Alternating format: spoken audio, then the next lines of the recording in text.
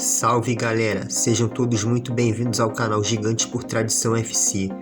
O vídeo de hoje será um vídeo diferente dessa primeira temporada do canal, na qual abordamos competições oficiais extintas de clubes.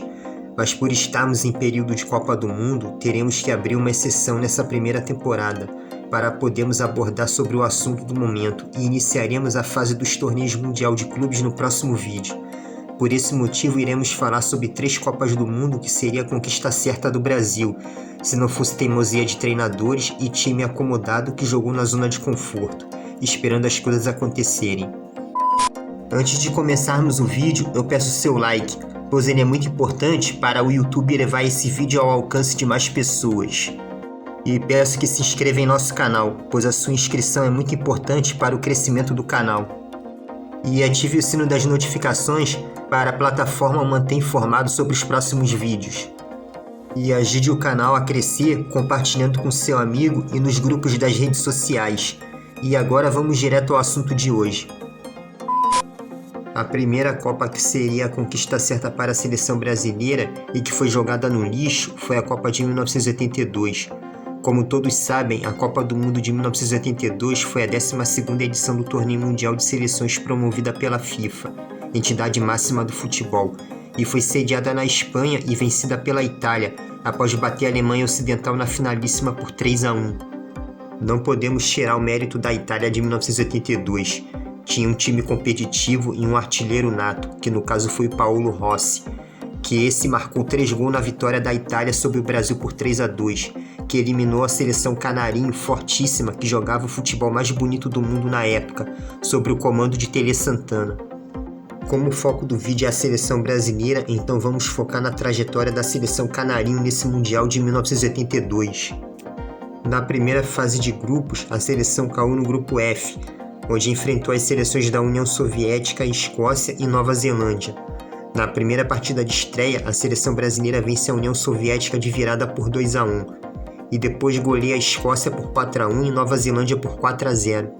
Na segunda fase do torneio, que era uma fase de grupo de 3, onde a primeira seleção se classificava para as semifinais, a seleção brasileira vence a Argentina por 3-1, mas perde para a Itália de Paolo Rossi por 3-2, que havia vencido a Argentina por 2-1 e somou 6 pontos contra 3 do Brasil e avançou à fase semifinal, e fez a seleção brasileira voltar para casa frustrada. A seleção brasileira de 1982 encantou o mundo, e sua eliminação na Copa foi bastante frustrante para os amantes do futebol arte e para o povo brasileiro, mas poderia ter sido evitada. Isso se o nosso treinador, que era excelente e era um mestre, mas que cometeu o erro de não escalar os principais artilheiros do país na época, que eram Reinaldo, que ficou de fora, e Roberto Dinamite, que sequer ficou no banco de reserva nesse jogo com a Itália. Se tivesse um dos dois em campo, o caminhão de gols perdido por Serginho Chulapa, que perdeu contra a Itália, com certeza Reinaldo ou Roberto Dinamite deixaria 1 ou até 2 gols ou até 3 na rede da Itália, se tivesse as oportunidades perdidas por Chulapa. A seleção de 1982 era fantástica. Valdir Pérez era um goleiro seguro, Oscar e Luizinho eram 2 ótimos zagueiros, Leandro e Júnior eram 2 craques nas laterais e os volantes Falcão e Toninho Cerezo eram craques e clássicos para essa posição, pois eles, além de roubar a bola do adversário, sabiam sair jogando e davam passe com maestria. Sócrates era um cracaço de bola e o Zico era o gênio e o melhor do Brasil nessa época. O Éder Aleixo era ótimo em dar assistências, pois na posição de homem-gol, o mestre Tele deixou a desejar ao escalar Serginho Chulapa, que a cada 10 oportunidades perdidas clara de gol, ele perdia no mínimo 9. Se a seleção de 1982 tivesse Reinaldo em campo ou Roberto Dinamite com todos esses craques e gênios, o tetracampeonato teria vindo nessa Copa, mas infelizmente não aconteceu, para nossa tristeza e para a alegria da Azurra, que merecidamente também conquistou seu tricampeonato mundial. A segunda seleção que jogou a conquista da Copa do Mundo no lixo foi a de 1998, e com todo o respeito ao Zagallo, que era um mestre no futebol, tático, estrategista e um dos maiores técnicos da história do futebol mundial, e isso é inquestionável, e eu respeito e admiro o Zagallo como profissional, mas nessa Copa de 1998 ele cometeu muitas cagadas na convocação e na escalação. Primeiro vamos falar sobre a Copa do Mundo de 1998. A Copa de 98 foi a 16ª edição do Torneio Mundial de Seleções promovido pela FIFA, entidade máxima do futebol, e foi sediada na França e vencida pela própria, em polêmica partida contra a seleção brasileira que jogou muito mal e tomou de 3, mas que poderia ser de muito mais se não fosse Tafarel. Vamos lembrar a trajetória da seleção brasileira nessa Copa do Mundo. Na primeira fase de grupos, a seleção brasileira caiu na chave com as seleções da Escócia, Marrocos e Noruega. E na estreia da competição, a seleção vence a Escócia por 2-1. E no segundo jogo, bate Marrocos por 3-0, garantindo a classificação em primeiro lugar. Mas na última rodada da fase de grupos, a seleção perde de virada para a Noruega após 2 falhas de Júnior Baiano nos 2 gols da Noruega.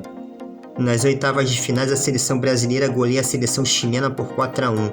E nessa época o Chile contava com uma dupla de goleadores nato, que eram Marcelo Salas e Ivan Zamorano. Nas quartas de finais, em partida emocionante, a seleção vence a Dinamarca por 3-2. Nas semifinais, era o jogo para apontar o campeão, pois estavam à frente as 2 melhores seleções do mundo, que era a seleção brasileira e a seleção da Holanda, em uma partida que foi um verdadeiro teste para cardíaco, equilibradíssima, com o Brasil começando melhor. Mas depois que Ronaldo abriu 1-0 para o Brasil no início do segundo tempo, a Holanda foi para cima atacando sem parar e fuzilando o gol do Brasil. E Tafarel ia à trave salvando, até eles empatarem no finalzinho do segundo tempo com Kluivert, de cabeça, deixando tudo igual em 1-1, levando a partida para a morte súbita. E depois para as penalidades máximas, onde brilha mais uma vez a estrela de Tafarel, e o Brasil vence a Laranja Mecânica por 4-2 e avança para a grande final do torneio. Na finalíssima ocorreu o inesperado. O então melhor jogador do mundo na época, o Ronaldo Fenômeno, sofre uma convulsão e já estava praticamente fora da partida, com Edmundo e Bebeto iniciando o jogo. Mas minuto antes da partida, o Fenômeno sai do hospital direto para o jogo. Mas com os jogadores apáticos em campo e desconcentrados devido ao ocorrido com Ronaldo, a seleção só acorda após a partida estar em 2-0 para a França e cria até algumas boas oportunidades, mas não tinha o mesmo brilhantismo de antes. E a zaga com Júnior Baiano principalmente entregando a paçoca. A sorte da seleção brasileira é que a França de 1998, apesar de ter um bom time, seus centroavantes de área eram limitadíssimos. Seus atacantes eram horrorosos e perdiam uma chuva de gols, que se fosse uma Itália, Holanda ou Argentina da vida, poderia ser um vexame histórico semelhante ao de 2014. Agora, se a seleção brasileira de 1998, que era forte, isso é inquestionável, mas tirando Tafarel, Cafu, Aldair, Roberto Carlos, César Sampaio, Dunga, Rivaldo e Ronaldo, que eram os melhores do Brasil em suas posições, nas outras posições houve muito ego da parte do Zagallo, que tinha divergência com atletas que, se tivessem em campo, os resultados da partida com Noruega, Dinamarca, Holanda, em que o Brasil passou sufoco, e a própria França na final, seria muito diferente. Como disse antes no vídeo, eu respeito e admiro e admito que o Zagallo foi um dos maiores treinadores da história do futebol mundial, mas a Copa de 1998 foi jogada no lixo por ele mesmo. Exemplos: Júnior Baiano cometeu falhas bizonhas na Copa de 1998, entregando a paçoca, jogando nervoso, atabalhoado e inseguro. Não desmerecendo o Júnior Baiano, que foi um grande jogador, um grande zagueiro que jogou muito pelo Flamengo, Palmeiras, São Paulo e futebol alemão. Mas pela seleção talvez ele tenha sentido um pouco o peso. Muitas partidas o ataque resolveu, mas nem todas o ataque pôde resolver.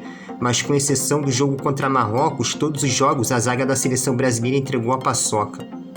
Vamos dar um exemplo aqui. O melhor zagueiro da Copa de 1998 foi o Gamarra da seleção paraguaia. Esse ano de 1998 ele foi eleito o melhor zagueiro do mundo. E onde ele jogava? Jogava aqui no futebol brasileiro, pelo Corinthians, onde ele foi campeão brasileiro em 1998. E o Gamarra, que foi eleito o melhor zagueiro da Copa do Mundo de 1998, aqui no futebol brasileiro ele era o segundo melhor zagueiro depois do Mauro Galvão, que jogava pelo Vasco da Gama e foi eleito o melhor zagueiro do futebol brasileiro e do futebol sul-americano.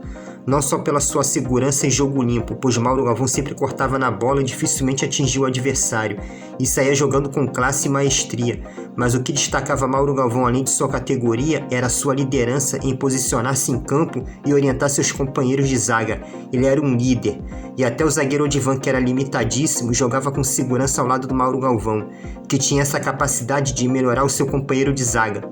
Se a zaga da seleção brasileira fosse Aldair, que jogou sobrecarregado com as falhas do Baiano, mas se ele tivesse ao seu lado Mauro Galvão, com essa dupla de zaga, com certeza o Brasil não teria perdido para a Noruega na primeira fase de grupos. e não passaria por sustos contra a Dinamarca e Holanda. E a própria França na final poderia até fazer um gol, mas não seria da forma que foi, porque aquilo que foi dito, Mauro Galvão não era só um craque na zaga, ele era um líder e sabia posicionar o companheiro de zaga. E outra cagada que o Zagallo cometeu nessa Copa de 98 foi ter deixado o Djalminha de fora, que deveria ter sido convocado e ser titular na Copa de 98 ao lado do Rivaldo, na armação do meio-campo. E isso porque no timaço do Palmeiras no primeiro semestre de 96, que ganhou o Paulistão batendo recorde de gols e goleadas impiedosas, quem comandava aquele ataque avassalador era Djalminha e Rivaldo. Aquele time comandado pelo técnico Vanderlei Luxemburgo era uma máquina de fazer gols. E foi uma pena aquele time ter sido desfeito ainda no primeiro semestre de 96. Embora aquele time também contasse com o craque Mini no ataque, o artilheiro Luizão, esse quarteto de ataque era poderoso por conta da dupla de meias, que além de comandar o ataque, que fez 102 gols, muito desses 102 gols também foram feitos pela dupla de meias armadores, que também eram goleadores. Aquele quarteto aplicou goleadas históricas no Paulistão e na Copa do Brasil. Agora imagine o quarteto de ataque do Palmeiras com Djalminha e Rivaldo na seleção brasileira na Copa de 98, sendo complementado pela dupla de ataque Ronaldo Fenômeno e Romário. Dupla de ataque que no pouco tempo que jogaram juntas na seleção no torneio da França e na Copa América, ambos em 97, fez chover na rede dos adversários. E ainda com Edmundo no auge entrando no decorrer das partidas, ia ser shows, espetáculos e goleadas na Copa de 98. Outra cagada que o Zagallo fez que levou o Brasil a perder a Copa em 98 foi o corte do Romário. O Romário foi cortado por motivos pessoais e não clínicos, pois a sua lesão tinha prazo definido e ele poderia estrear na Copa na partida contra a Noruega, que seria na terceira rodada, que coincidentemente no mesmo dia que o Brasil jogou e perdeu de virada para a Noruega na fase de grupos, o Romário jogou um amistoso pelo Flamengo contra o Internacional em Minas Gerais, na qual terminou empatado em 1-1 com um baixinho fazendo gol de empate. E o Romário dentro da pequena área foi o melhor que eu vi jogar, mas dentro da pequena área.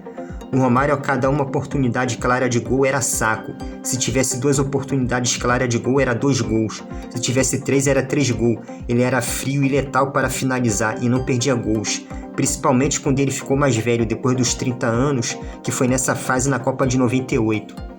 E a última cagada que no meu ver foi uma sacanagem pelo que esse cara estava jogando especificamente nessa temporada e nessa época, foi com Edmundo, que jogou uma barbaridade no Campeonato Brasileiro de 1997, onde ele sozinho deu o título ao Vasco da Gama, fazendo mais gols que o time inteiro, junto.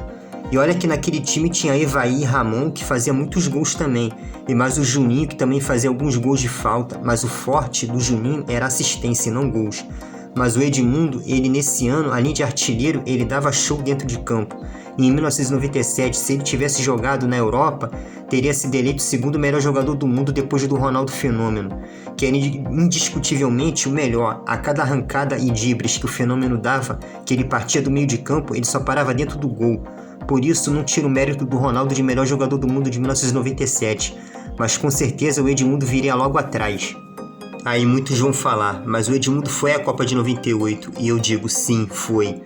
Mas assim como o Roberto Dinamite em 1982, o Edmundo em 1998 foi um telespectador de luxo e assistiu à Copa do banco, e só entrou em 2 partidas, que foi no final do segundo tempo contra Marrocos, ainda na fase de grupos, e no final do segundo tempo da final contra a França, onde ficou marcado ele dando esporro em geral, após Rivaldo jogar uma bola para fora quando o Brasil ia para o ataque, e o Zidane fazia cera, e o Júnior Baiano aparece para apartar, mas acaba os dois discutindo. Os dois nessa época sempre travavam batalhas em lados opostos, e acabaram discutindo nesse jogo também, jogando pelo mesmo time. Mesmo assim, eu não escalaria o Edmundo como titular na Copa de 98, pois a dupla de ataque deveria ser Ronaldo Fenômeno e Romário, mas o Zagallo sempre escalava o Denilson no decorrer das partidas, no segundo tempo. Se ao invés dele escalar o Denilson e ele colocasse o Edmundo no decorrer das partidas, ou o próprio Bebeto, apesar de em 1998 o Bebeto estar em final de carreira, ele jogava em alto nível, e o Bebeto está na lista dos gigantes do futebol brasileiro, pois foi um dos maiores que eu vi jogar. Mesmo ele no final de carreira, fez uma boa Copa, e foi um dos heróis da conquista da Copa de 94 ao lado do Romário, Dunga, Tafarel, Jorginho, Mazinho, Branco e companhia, que jogando junto com Romário fez uma das parcerias mais vitoriosas de todos os tempos. Jogando junto conquistaram a Copa América em 89 e a Copa do Mundo de 1994. Se ele escalasse Edmundo ou Bebeto em vez de Denilson, nas partidas, o Brasil poderia ter muito mais sucesso e ter muito mais vitórias e ter vencido jogos que o Brasil terminou empatado e passou sufoco, como foi no caso da Noruega e Holanda, e a própria Dinamarca também, que o Brasil ganhou de 3-2, poderia ter ganho com mais facilidade e não ter sofrido tanto. A escalação dos titulares do Brasil na Copa de 98 deveria ser essa: Tafarel no gol, Cafu na lateral direita, Aldair e Mauro Galvão na zaga. Na lateral esquerda, Roberto Carlos. Os volantes: César Sampaio, Dunga, capitão do time, e Djalminha e Rivaldo na armação. E a dupla de ataque: Ronaldo Fenômeno e Romário, com Edmundo ou Bebeto entrando no decorrer das partidas como arma para pegar o adversário cansado no segundo tempo. Essa formação para a seleção de 1998 seria a correta, e com certeza teria uma verdadeira muralha na zaga e um ataque avassalador, e com certeza venceria todos os jogos na Copa de 98. Agora, sobre a França ter vencido a Copa de 98, não vou dizer que foi injusto, pois a França tinha bons jogadores na posição do Zidane para trás, mas seus atacantes eram horrorosos, e tinha seleções muito melhores que a França que estavam abaixo do Brasil nessa Copa de 98.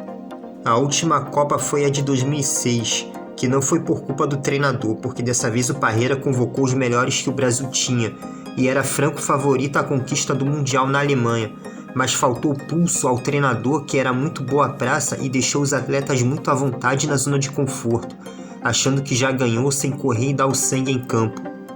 Vamos relembrar esse Mundial de 2006. A Copa do Mundo de 2006 foi a 18ª edição do Torneio Mundial de Seleções promovido pela FIFA. A competição foi sediada na Alemanha e vencida pela Itália, que bateu a França nos pênaltis na final após empate em 1-1, e a Azurra merecidamente conquistou seu tetracampeonato em Copas do Mundo. Vamos relembrar a trajetória da seleção brasileira nessa Copa.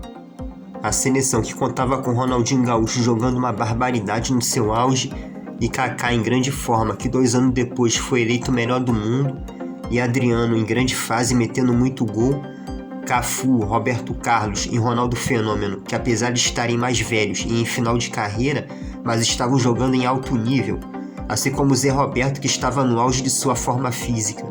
A seleção ainda contava no banco de reservas com craques em grande fase como Juninho Pernambucano jogando muito no Lyon, assim como o lateral esquerdo Gilberto, e ainda contava com Robinho e suas pedaladas e o artilheiro Fred no banco de reservas. A seleção brasileira caiu na chave com Croácia, Austrália e Japão, e jogando de forma cômoda e preguiçosa, a seleção brasileira estreia com uma magra vitória de 1-0 sobre a Croácia. E na segunda partida, jogando também de forma preguiçosa e sem dar tudo de si, a seleção joga o básico e vence a fraca seleção da Austrália por 2-0. E na terceira partida da fase de grupos, já classificada e poupou alguns titulares, a seleção fez sua melhor apresentação na Copa e vence o Japão de virada por 4-1. Nas oitavas de finais, a seleção brasileira despachou a seleção de Gana por 3-0, mas nas quartas de finais, jogando dessa mesma forma preguiçosa na zona de conforto com uma seleção mais forte, a história foi diferente. E mais uma vez a França atravessa o caminho do Brasil e vence por 1-0. Mas diferente de 1998, essa seleção da França de 2006 era mais qualificada, principalmente no ataque, contava com Thierry Henry, e termina a trajetória daquela seleção que era favorita e tinha tudo para levar aquele caneco, mas foi vencida pela preguiça dos atletas que achavam que já ganhou e em certa parte de respeitar seus adversários e se subestimaram, pois não há vitória sem luta. Essas 3 edições de Copa do Mundo era a conquista certa para a seleção brasileira, que era franca favorita ao título, mas por teimosia do treinador em 1982 e o ego do treinador em 1998, e o ego e o comodismo dos atletas em 2006, essas conquistas não vieram para a seleção brasileira. Poderia citar também 1994 e 2002 se o Brasil tivesse perdido essas 2 Copas, apesar que em 1994 o Brasil não era favorito. As seleções da Alemanha, Holanda, Itália, Argentina e até a Colômbia eram vistas como postulantes ao título na frente do Brasil, que conseguiu superar com espírito de grupo, e mais a liderança do Dunga como capitão, as defesas de Tafarel e o faro de gols da dupla Bebeto e Romário. Mas se caso o Brasil perdesse a Copa de 94, também teria erro do treinador na convocação, ao deixar de levar o Edmundo em grande fase para levar o Paulo Sérgio, que era inferior ao animal, apesar que também era bom jogador. O grande motivo que Parreira não levou Edmundo para a Copa de 94 foi por questões disciplinares, pois em 1994 Edmundo ficou afastado do seu time, o Palmeiras, por ter brigado com seu treinador, Vanderlei Luxemburgo. Para não ter sua convocação prejudicada, o Palmeiras emprestou ao Parma, onde ele disputou 2 amistosos contra a seleção da Colômbia e contra o Juventude de Caxias do Sul. Em ambas as partidas, o animal jogou bem e marcou gol. Mas mesmo assim, o Parreira o deixou de fora e preferiu levar o Paulo Sérgio, deixando o melhor jogador atuando no futebol brasileiro de fora da Copa de 1994. Mas graças a Deus, a dupla Bebeto e Romário arrebentou e o Brasil foi tetracampeão, para a sorte do Parreira, ou ele também estaria na lista negra desse vídeo junto com os outros 3 relacionados. Já em 2002, o erro foi uma tremenda cagada do Filipão, que deixou de levar o Alex Souza, que estava jogando muita bola, para levar o ainda menino Kaká, que tinha 18 anos e ainda não estava maduro para o futebol, assim como o Alex, que ajudou durante toda a campanha da seleção nas eliminatórias. E como resposta a Felipão, o Alex fez uma temporada mágica pelo Cruzeiro em 2003, jogando em nível de UEFA Champions League. Assim como Edmundo em 1997, o Alex praticamente sozinho era o time do Cruzeiro inteiro, que era treinado pelo Vanderlei Luxemburgo, e que faturou a tríplice coroa conquistando o Campeonato Mineiro, a Copa do Brasil e o Brasileirão de 2003.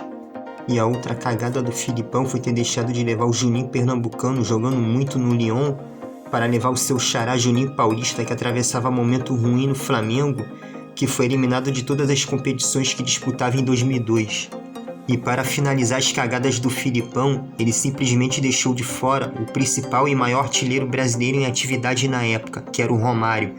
Mas para a sorte do Filipão, a dupla Rivaldo e Ronaldo jogou muita bola e garantiu o penta para o Brasil, e salvou o Filipão da lista negra que ele acabou entrando em 2014 pela sua arrogância na convocação dos atletas daquela seleção. O que eu penso é que seleção é para selecionar os melhores, mas como diz o ex-jogador e craque Alex, seleção é para os preferidos dos treinadores e não para os melhores, e é isso que muito treinador deixa aparecer em suas convocações. Bom, eu vou ficando nessa, e até o próximo vídeo, e fiquem com Deus.